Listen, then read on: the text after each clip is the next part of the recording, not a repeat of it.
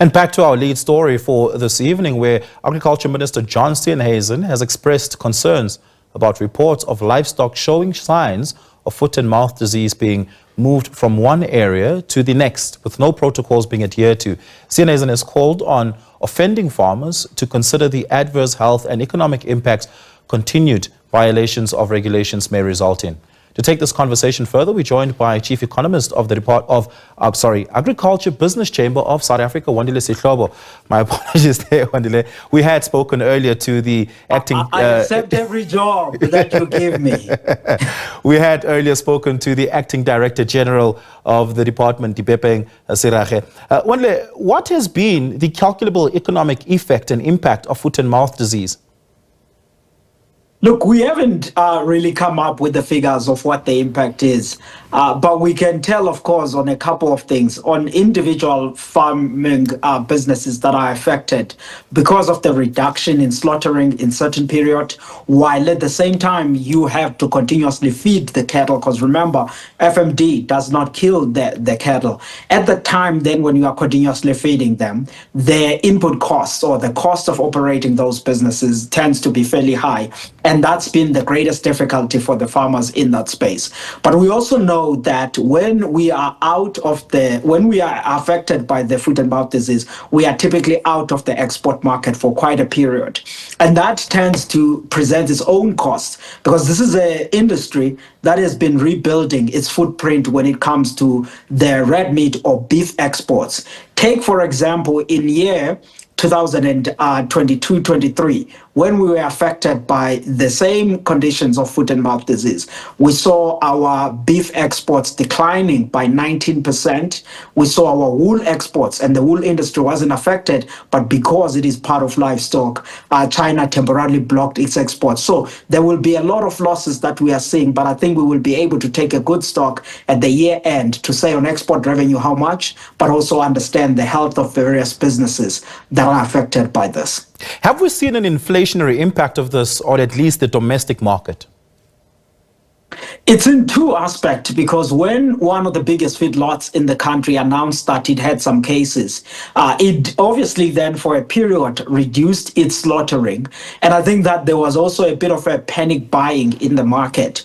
And that led to a bit of an increase in red meat prices. If you look at the meat and the food inflation basket in South Africa today, you will see that meat is one of the products that many people had been worried about. But I'll tell you what, historically, whenever we are hit by the foot and mouth disease, the trend tends to be, because of the closure on exports, you would have ordinarily an increase in the domestic supply, and meat prices would actually come under pressure. But this time we've seen the opposite, and I think that that panic buying, combined with the fact that we couldn't import for a few weeks poultry products from Brazil, they were affected by their own diseases. This just caused a bit of a challenge there. This is a long-winded way of saying we've seen meat prices are reasonably elevated, but we suspect though that in the coming months you could see meat prices softening, perhaps maybe normalizing back to the trend that I was referring to, that when we are affected and we are blocked in exports, we tend to see a slight pickup in the domestic supply,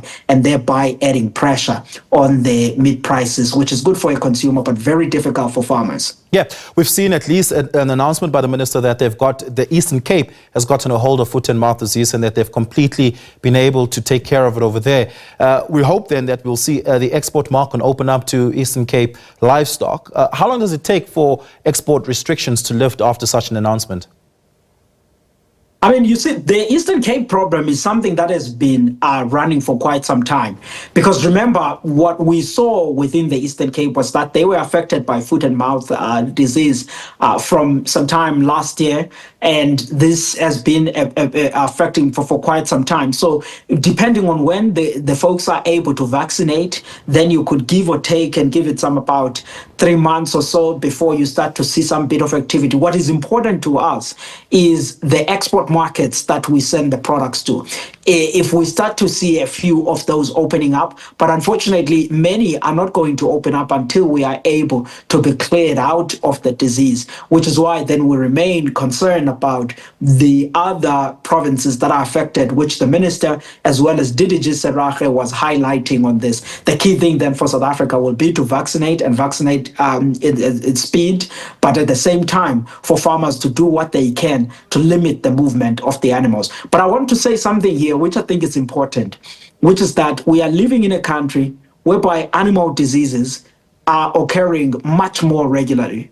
And the other challenge that South Africa confronts is that we don't have the ability to produce the vaccines that we need. We are a country that prides itself by being the leading agricultural producer and exporter in Africa, but we can't produce vaccines. And the reason we can't is not because the infrastructure is not there. We have lost capacity as part and parcel of the state capture and the other difficulties that were in this sector. The core thing then now, beyond the immediate effect of the foot and mouth disease, it's about how do we mobilize private sector and the resources in the government to actually revamp South Africa's vaccine manufacturing capabilities so that when these things happen again, we have the vaccine, because this is not going to go away. It will go away for now, but diseases are part and parcel of operating in the agricultural sector. Yeah, we've been promised vaccine capabilities, manufacturing capabilities by the end of first quarter next fiscal, or at least this fiscal.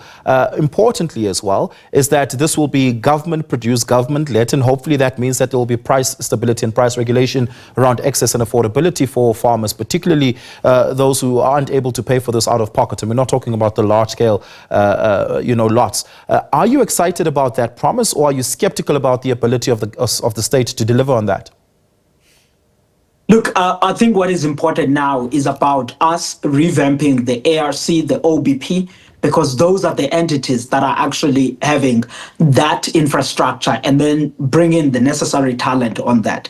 But unlike in the past where the government used to be the only one that produced certain vaccines, there's nothing that blocks us now for ensuring that the private sector also get to participate in some of the vaccines so that we are able to have a volume when it's needed. And I'm not talking now just about the FMD, but I think it's a responsible thing for South Africa to improve its vaccine manufacturing capability, given the time we are living in of climate change and extreme cold and extreme hot temperatures. They are all leading to all of these diseases occurring. And I could give you a map now where you look at the disease occurrence in South Africa, and you will see that in the last 8 years, it's been quite dramatic. Just lastly, on that note in particular, when we had come out of the 2021-2022 cycle of foot and mouth disease, provinces, particularly coastal provinces like the Eastern Cape and KwaZulu-Natal, were hit with severe droughts, which saw drastic numbers of life losses in livestock. Are you worried about inclement weather patterns potentially once again affecting the market and sector? I'm happy on the weather side. I mean, this year in South Africa would have been a year of a recovery in agriculture, but it will be an uneven recovery because of the animal diseases. Because in crops and in fruits, we are doing well. We just received from your colleagues at the South African Weather Service a report this evening, about 2 hours ago, and they were saying, hey, thinking about next year, another possibility of higher rainfall. We are heading maybe to what looks like a La Nina. So for me, I'm happy about the weather dynamics. What I think now we need to do is to strengthen our capabilities on animal disease, but not only end there, as also plant health is important. Yeah, Wandile, we're going to have to leave it there. I really do appreciate it. Chief Economist at the Agricultural Business Chamber of South Africa, Wandile Sihlobo.